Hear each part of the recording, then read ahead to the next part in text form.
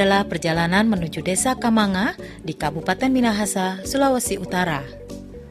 Desa ini berada di kawasan perbukitan yang letaknya 600 meter di atas permukaan laut.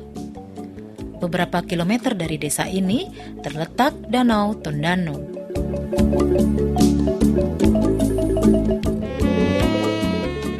Mata pencarian utama masyarakat di wilayah ini adalah bertani.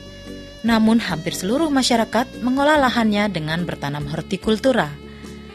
Hal itu membuat Desa Kamanga dikenal sebagai daerah penghasil hortikultura.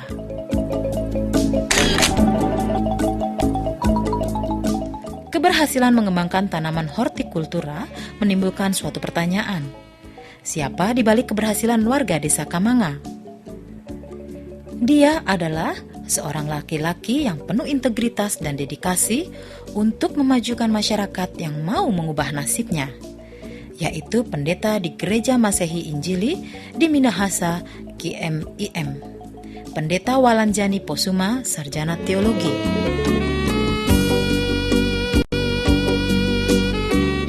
Pendeta yang lahir di Tondano tahun 1966 ini mulai bertugas di Desa Kamanga tahun 2004. Sebelumnya selama 7 tahun, ia bertugas di Desa Mahembang yang berada di dataran rendah dekat pantai yang juga terletak di Kabupaten Minahasa. Bergelut di bidang pertanian baru dilakukan Pendeta Posuma semenjak ia menjadi pendeta.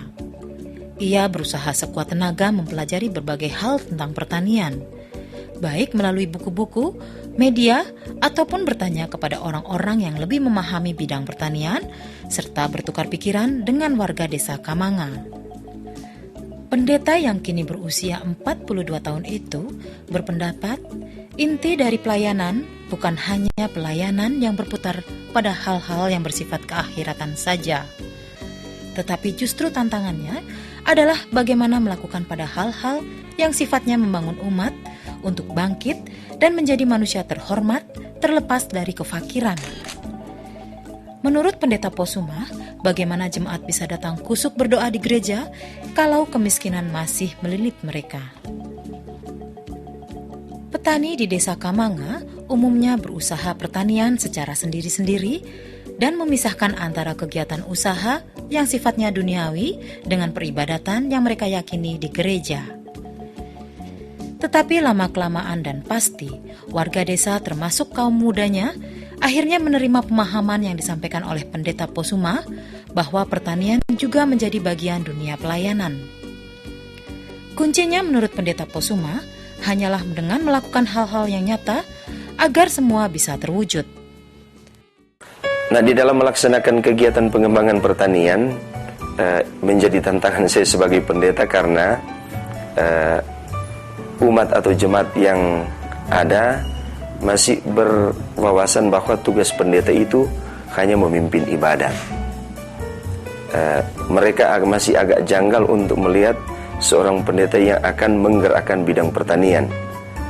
Sampai di saat saya mengembangkan itu ada muncul pandangan-pandangan, kenapa kok pendeta mesti kasih ajar pertanian kita sebagai petani.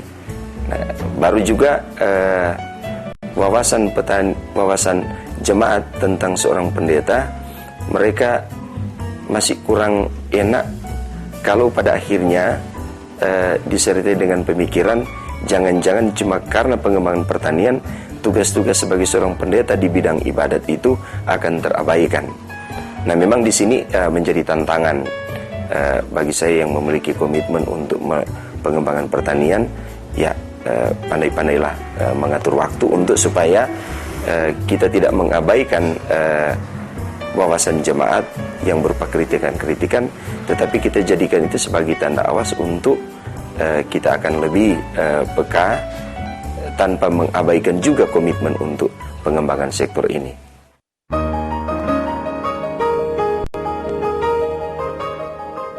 Di samping memimpin ibadah di jemaat, 6 bulan terhitung sejak Pendeta Posuma bertugas di Desa Kamanga, ia berkunjung ke lokasi pertanian yang ada di desa itu untuk melakukan survei guna memantau potensi yang ada, luas lahan, dan jenis tanaman yang sebaiknya dikembangkan. Setelah melaksanakan penelitian, Akhirnya Pendeta Posuma berkesimpulan bahwa ternyata dari 546 kepala keluarga yang ada di desa itu, tidak semuanya memiliki lahan. Di antara mereka ada yang menyewa, juga ada yang menurut istilah lokal meminjam, yaitu sewa bagi hasil. Kemudian Pendeta Posuma menetapkan untuk bertanam hortikultura karena faktor kepemilikan lahan masyarakat yang terbatas. Jadi waktu kita memperkenalkan tomat apel, itu saya mulai dari halaman pastori. Sebanyak 120 pohon yang ditanam di polybag. Nah, setelah itu saya mendengar ada istilah-istilah dari jamaat yang menyebut istilah barito. Ternyata barito itu adalah singkatan dari bawang, rica, dan tomat. Nah, dari istilah itu akhirnya saya angkat itu, dijadikan program oleh Gemim Kamang-Kamanga, diputuskan dalam rapat, dan itu menjadi komitmen dalam rangka untuk mengembangkan dunia pertanian. Makanya waktu itu dibuat acara dalam bentuk ibadah pencanangan gerakan barito. Maka saya mengajak dari teman-teman pimpinan gereja untuk sebagai komitmen kita memulai kegiatan ini, kita kumpul dana secara swadaya. Secara swadaya baru kita tanam tomat. Nah, dari apa yang kita lakukan itu, ternyata dia memberi pengaruh kepada jemaat yang mulai tertarik karena tampilan buah tomat yang memang pada prinsipnya itu menarik ketika ia mulai berbuah. Ketika para petani telah tergabung dalam kelompok tani yang akhirnya menjadi lembaga mandiri yang mengakar di masyarakat yang dikenal dengan singkatan LM3. Perkembangan kegiatan dari hari ke hari semakin baik karena semangat masyarakat Desa Kamanga dalam berusaha semakin meningkat. Untuk mendapatkan bibit tanaman yang berkualitas, dilakukan kerjasama dengan sebuah perusahaan yang kemudian mengembangkan kebun bibit Mini Expo. Atur tuh bibit tomat ini, Pak. Oh, bibit tomat ya? Iya. Sekarang produksinya berapa tuh bibit tomatnya? Bibit kalau dia jual per biji kena 300. Stok itu biasanya untuk petani biasa angkut berapa nih, Pak? Ya, paling sedikit itu, Pak. 15.000. 15.000 satu petani. Satu kontainer biasa angkat. Biasa angkat Sama petani yang ambil. Yang ambil. Dengan nilai berapa tuh, Mas? 15.000. Ya, kali 300, berarti dia ada 4 juta lebih. 4 juta. Iya. Itu baru satu petani. Iya. Satu dari 4 kelompok tani di Kamanga diberi nama LM3 Kamang-Kamanga. Kamang dalam bahasa Minahasa berarti diberkati oleh Tuhan. Anggota yang tergabung di dalam LM3 Kamang-Kamanga sangat yakin dan telah membuktikan bahwa berkat Tuhan adalah kunci keberhasilan dalam mengembangkan usaha pertanian yang berlandasan kekuatan iman. Bahwa kita mengelola dana LM3 ini harus sesuai dengan rencana usaha bersama. Memang untuk meyakinkan jemaat atau umat, dia butuh proses. Tidak semua langsung menerima, tetapi lama-kelamaan dari jemaat atau umat sadar bahwa memang dana ini tidak seperti yang mereka bayangkan. Kalau sudah cair dibagi-bagi seperti itu, tetapi harus digunakan sebagaimana item-item yang ada dalam rencana usaha bersama. Kini luas lahan yang dijadikan sebagai lokasi penanaman hortikultura seluas 320 hektar. Bertani yang telah mampu meningkatkan kesejahteraan masyarakat kini menjadi pilihan hidup warga Desa Kamanga. Terbentuknya LM3, kita diidentifikasi dan ternyata kita bisa menerima sebesar pertama 200 juta. Proposalnya kita kembangkan yaitu dalam budidaya tomat termasuk sarana prasarana penunjang, alat-alat semprot, blower, tangki untuk tempat penampungan air, buat greenhouse dan juga gudang penampungan dan banyak hal-hal sarana prasarana yang menunjang dalam kegiatan LM3. Tergantung dari permintaan daripada masing-masing petani. Dan waktu itu kita cuma tanam kurang lebih 1.500 pohon. Ternyata kita tetap berkembang tanam tomat terus. Jadi dalam meningkatkan kebutuhan keluarga, meningkatkan kesejahteraan keluarga memang cukup lumayan.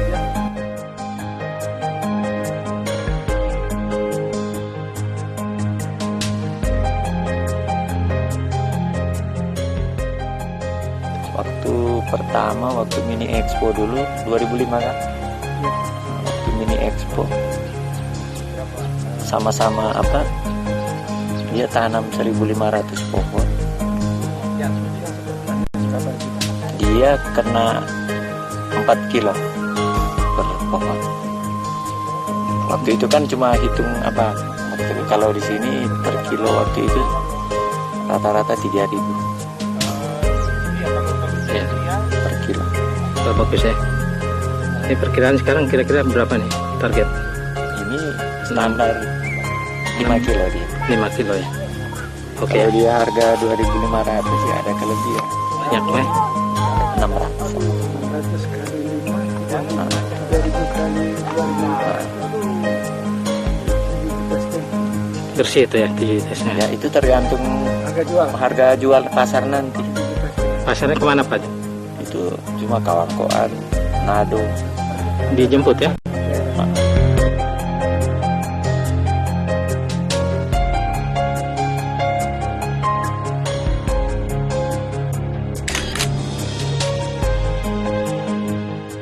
Pak Yori petani tomat Pak? Ya, Ya.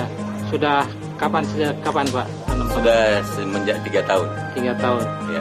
Dari 3 tahun itu bisa Bapak ceritakan suka dukanya Pak? Ya, tanam pertama ya gagal. Harganya Anjlok. anjlok. Ya. Tanam kedua juga anjlok. Ya. Nanti tanam ketiga baru harganya naik. Ya. Naik panggung. Ya, naik. Keempat juga naik, kelima naik. Ya. Dan ya, Kemudian Pak Yori tadi ya. ya. Bagaimana Bapak berkenalan dengan Pak Pendeta ini? Gimana asal muasalnya? Oh, karena dia adalah pendeta di jemaat kami, Iya. maka saya juga sebagai majelis Iya. yang pasti mesti berhubungan baik dengan Iya. Bapak. Dulunya memang kami belum mengenal menanam begini, Iya. serta ada Bapak Pendeta baru. Sekarang ini rumah juga hasil. Ya, hasil dari tomat. Sekarang dari tomat itu lahannya udah berapa Pak? Lahan. Ya, sudah lumayan, sudah 2 kali beli lahan. Ya, 2 tempat. 2 tempat. Untuk wilayah Desa Kamanga, produksi yang dihasilkan sudah lebih dari cukup. Langkah yang perlu dilakukan adalah memperluas wilayah pemasaran. Selama tahun 2008 ini boleh berapa jumlah yang didapat dari tanaman ini? Kalau jumlah, kalau tomat itu dari tahun 2008. Ya, selama 2008. Selama 2008 kalau cuma tomat itu sudah dua kali tanam, dua musim tanam. Ya sudah sekitar hampir 50 juta itu cuma tomat. Tadi cabai berapa? Kalau cabai untuk saat ini, untuk 1 kali panen ini, itu 1 musim tanam, ya mungkin cuma sekitar 4.000-an pohon itu sudah hampir sampai 40 jutaan. Itu pun sampai sekarang masih panen. Di 2008 dia sudah panen. Nah sekarang kalau kasih tawaran, pegawai negeri langsung terima dengan dunia pertanian, mana yang mau dipilih? Dunia pertanian ini. Yang jelas dunia pertanian.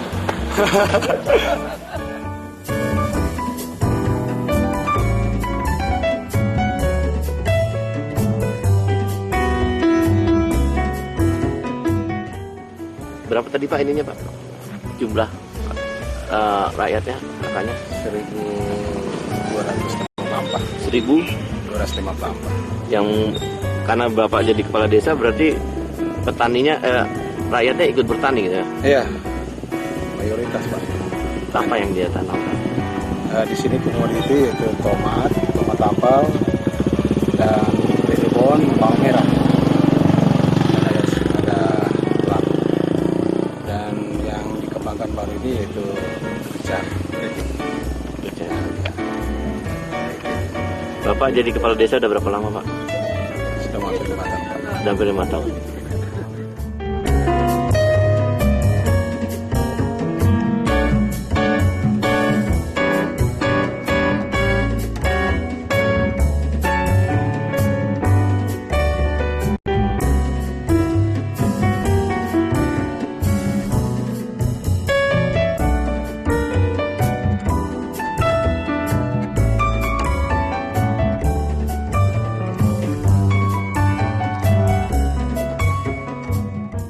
lahan ini jenis tomatnya apa nih Pak? Permata.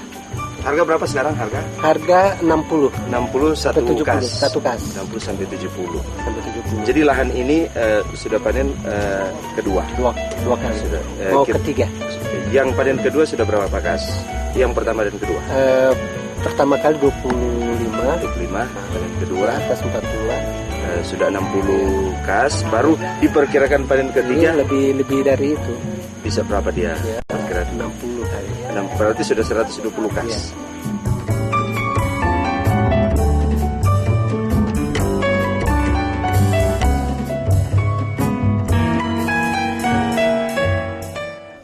Pola pemasarannya itu bagaimana? Bagaimana Bapak selama Bapak mengalami pemasaran ini? Hasil panennya siapa yang Bapak pasari dan Bapak pasarin kemana? Kalau penunjang pertama itu sebenarnya hasil sendiri dipasarkan. Tapi ada masyarakat yang tidak mampu untuk pasarkan, kami bantu untuk pasarkan. Pertama ke Pasar Manado, Pasar Bersahati. Tapi ada juga yang ke Ternate, Sangir.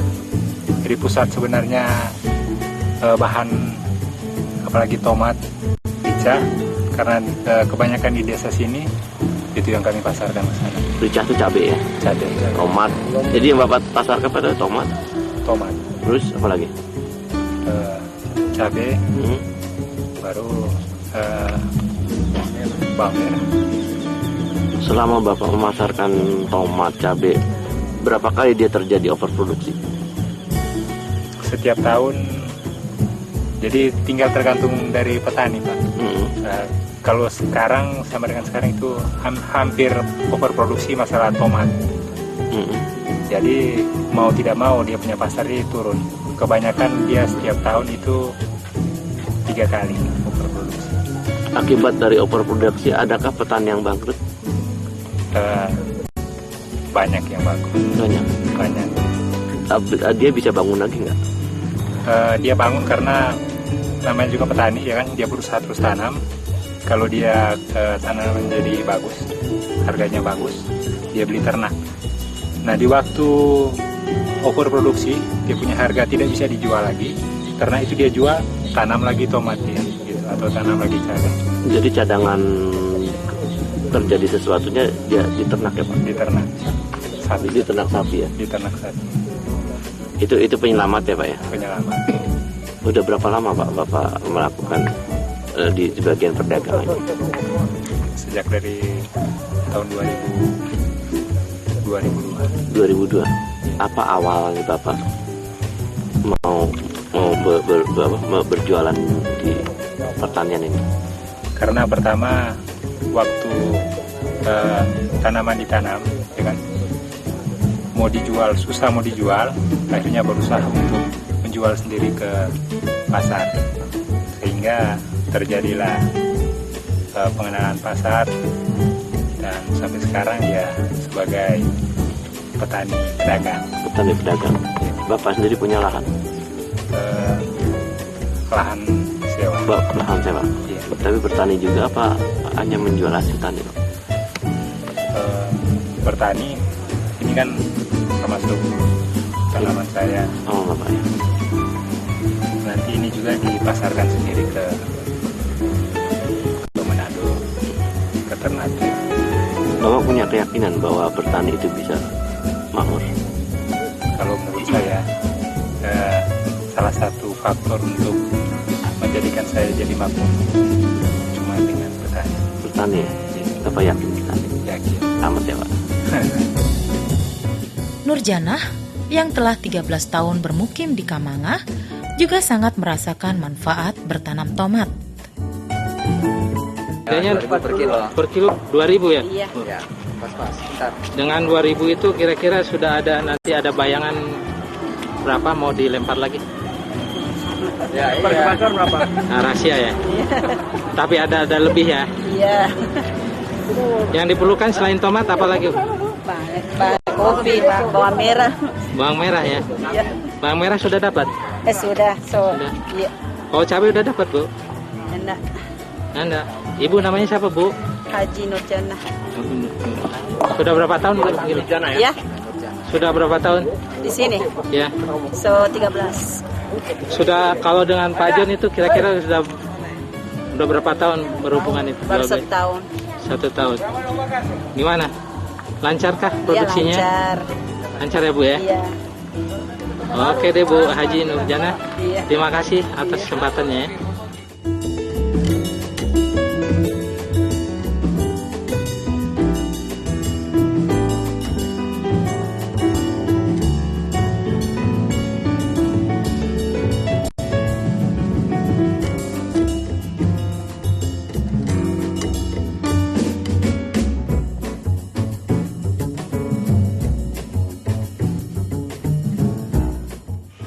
Rica, labu. Nah, tomatnya jenis apa nih Pak? Ini lentana. Lentana. Dijual berapa nih Pak? 3.000 per kilo. 3.000. Dengan nilai 3.000 itu sekarang kondisi pasarnya sedang turun apa gimana? Kalau nilai 3.000 itu sedang-sedang. Sedang-sedang. Pernah paling tinggi jual berapa Pak? Ya 200 per tas 10.000 lah. Paling tinggi. Paling rendah? Paling rendah 1.000. 1.000 pernah. Pernah.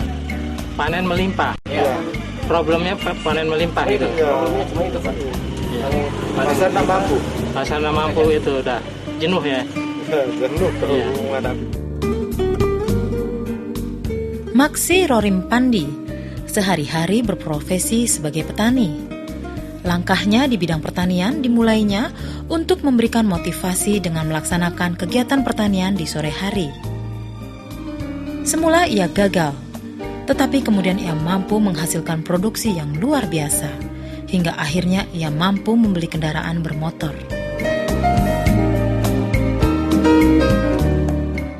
LM3 masuk sini, lalu para petani terdorong untuk menanam ini. Ya, saya sebenarnya latar belakang guru toh.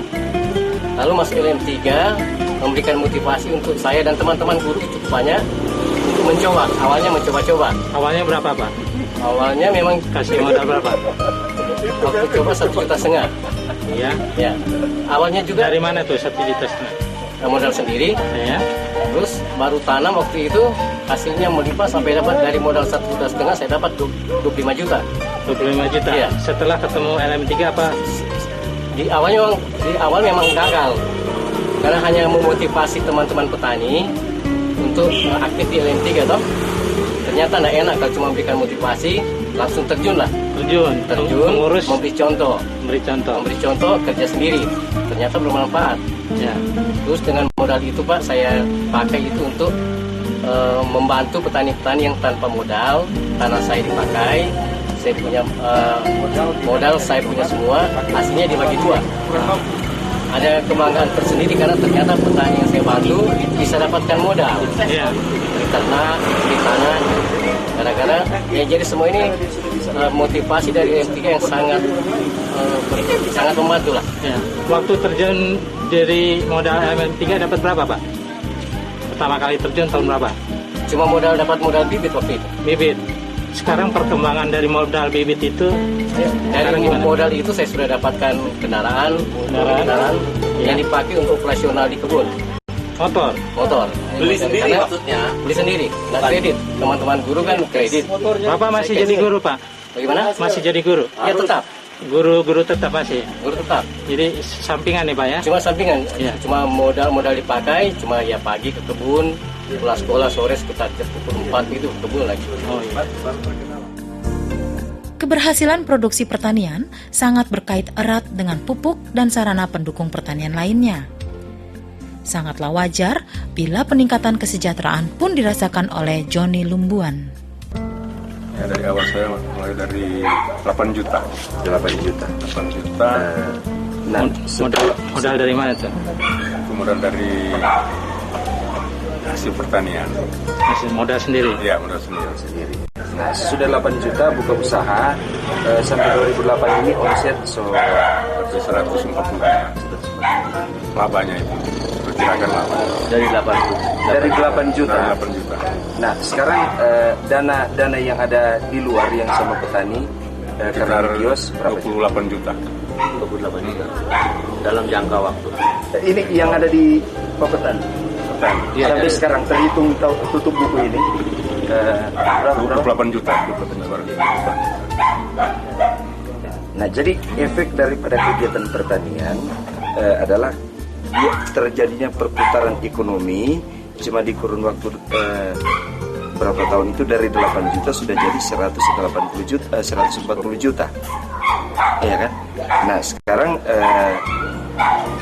waktu lalu kita buat ibadah untuk penggunaan mobil kan? Itu yang diparkir buka itu. Mobil itu, dana mobil itu diambil dari mana? Ya, dananya itu sebagian dari istri saya, sebagian dari saya, dari usaha ini. Dari usaha ini. Berapa harga mobil? Baru panjar 100. Dan bagaimana pertanian di mata pemuda ini? Jadi motivasinya ini, jadi lewat orang buat kegiatan lahan mini expo itu orang akan memotivasikan itu pemuda-pemuda untuk merubah pola pikir mereka ke depan. Jadi orang setidaknya orang belajar terarahkan di bidang pertanian. Menjadikan seorang petani yang bangga akan bidang yang ditekuni serta karyanya adalah cita-cita Pendeta Posuma. Ya, jadi sebenarnya kegiatan LM3 kita itu pertama tomat. Tetapi ada satu hal yang saya khawatirkan, kalau tomat terus yang kita tanam akan muncul satu bahaya serangan hama yang tidak bisa lagi ditanggulangi dengan obat-obatan. Nah, karena itu salah satu solusi yang saya tawarkan adalah diversifikasi tanaman. Nah, makanya areal yang ada di latar belakang ini di bawah tahun 2008 hamparan tomat ini. Tetapi itu yang saya dapati di lapangan, ternyata ada satu hal yang membahayakan seperti dikatakan tadi. Ya, walaupun diversifikasi ini juga dipilih tomat dan cabai keriting, kita tahu juga jenisnya itu tidak beda jauh dengan tomat untuk hamanya. Tetapi paling tidak bagaimana kita dulu menggiring petani untuk secara perlahan mengalihkan ke satu bentuk tanaman yang hamanya itu tidak ada hubungan dengan jenis tanaman cabai ataupun tomat.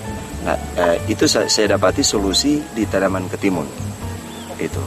Jadi sebetulnya tanaman ketimun cabai ini itu dunia tidak dikenal oleh kalangan jemaat di sini dan kalangan umat.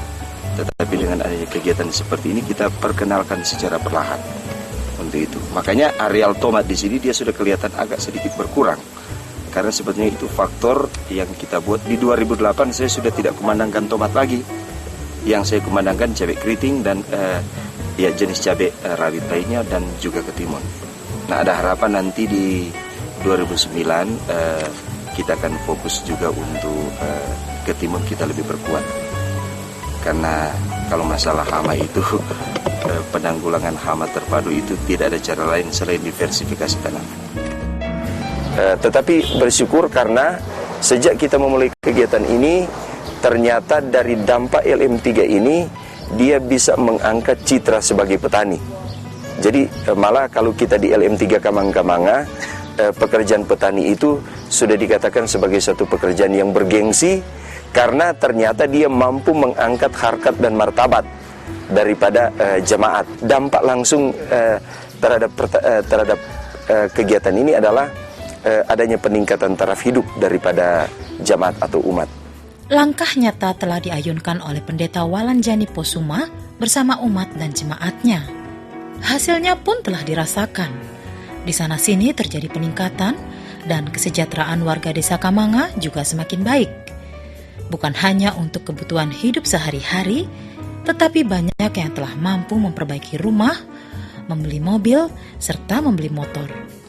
Prestasi Pendeta Posuma mendapat perhatian serius di kalangan Badan Pekerja Sinode. Dengan adanya kegiatan Gemim Kamang-Kamanga yang masuk dalam program LM3 Departemen Pertanian, pada akhirnya bisa mempengaruhi pengambilan keputusan kelembagaan, dalam hal ini Sinode Gemim.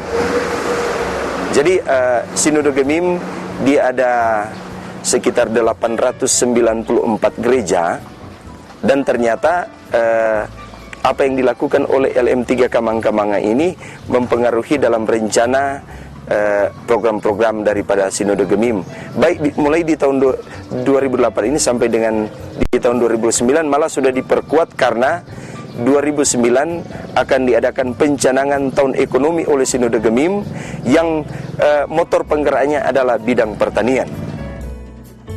Luar biasa. Barangkali itulah kata yang paling sesuai sebagai acungan jempol kepada Pendeta Posuma beserta jemaat dan umat yang dipimpinnya. Keikutsertaan seluruh masyarakat yang tergabung di dalam LM3 telah mampu merubah kehidupan masyarakat.